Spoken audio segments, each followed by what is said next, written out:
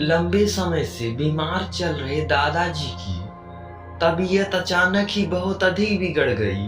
दादी का बहुत पहले ही देहांत हो चुका था। बड़ा बेटा उनकी देखभाल करता था। अंतिम समय जानकर उन्होंने अपने चारों बहू बेटे को पास बुलाया, पर जिस दिन सब इकट्ठा हुए उस दिन उसकी तबीयत इतनी खराब हो गई कि वो बोल भी नहीं पा रहे थे।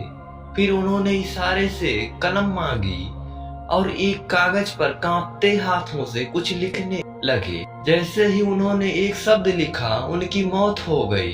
कागज पे आम लिखा देख सबने सोचा कि शायद वे अंतिम समय में अपना पसंदीदा फल आम खाना चाहते थे। उनकी आखिर इच्छा जानकर उनके मृत्यु भोज में कई क्विंटल आम बांटे गए। कुछ समय बाद भाइयों ने पुश्तैनी प्रॉपर्टी बेचने का फैसला लिया और एक बिल्डर को अच्छे दाम में सब कुछ बेच दिया।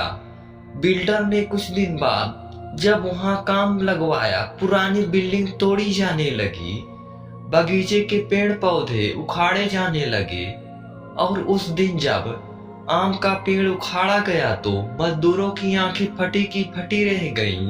पेड़ के ठीक नीचे दशकों से गड़ा एक पुराना संदूक पड़ा हुआ था। बिल्डर ने फौरन मजदूरों को पीछे किया और संदूक खोलने लगा। संदूक में कई करोड़ मूल्य के हीरे जवाहरात चमचमा रहे थे। बिल्डर मानो खुशी से पागल हो गया। जिसने की प्रॉपर्टी थी उसकी 100 गुना कीमत वाले खजाने पर अब उसका हक था। भाइयों को जब इस बारे में पता चला तो उन्हें बड़ा पछतावा हुआ। कोर्ट कचहरी के चक्कर भी लगाए पर फैसला बिल्डर के हक में गया। चारों भाई जब एक दिन मुंह लटकाए बैठे थे तभी अचानक छोटा भाई बोला, अरे उस दिन बाबूजी ने इसलिए कागज पर आम नहीं लिखा था क्योंकि उन्हें आम खाना था। वो तो हमें इस खजाने का पता बताना चाहते थे। चारों बेटे मन ही मन सोचने लगे। जीवन भर हम उस पेड़ के इर्द गिर्द रहे, कितनी बार उस पेड़ पे चढ़े उतरे, उस जमीन पर चहल कदमी की, वो खजाना तक भी वहीं पड़ा हुआ था, पर हम उसके बारे में कुछ नहीं जान पाए। अंत में वो हमारे हाथ से निकल गया। काश बाबूजी ने पहले ही हमें उसके बारे में बता दिया होता।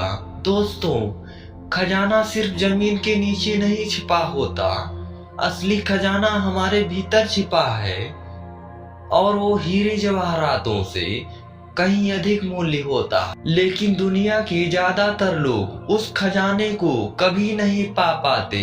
वो कभी भी अपने मैक्सिमम पोटेंशियल को रिलीज नहीं कर पाते। आम लिख दिया मतलब आम खाना है, कुछ और दिमाग ही मत लगाओ, सोचो ही मत।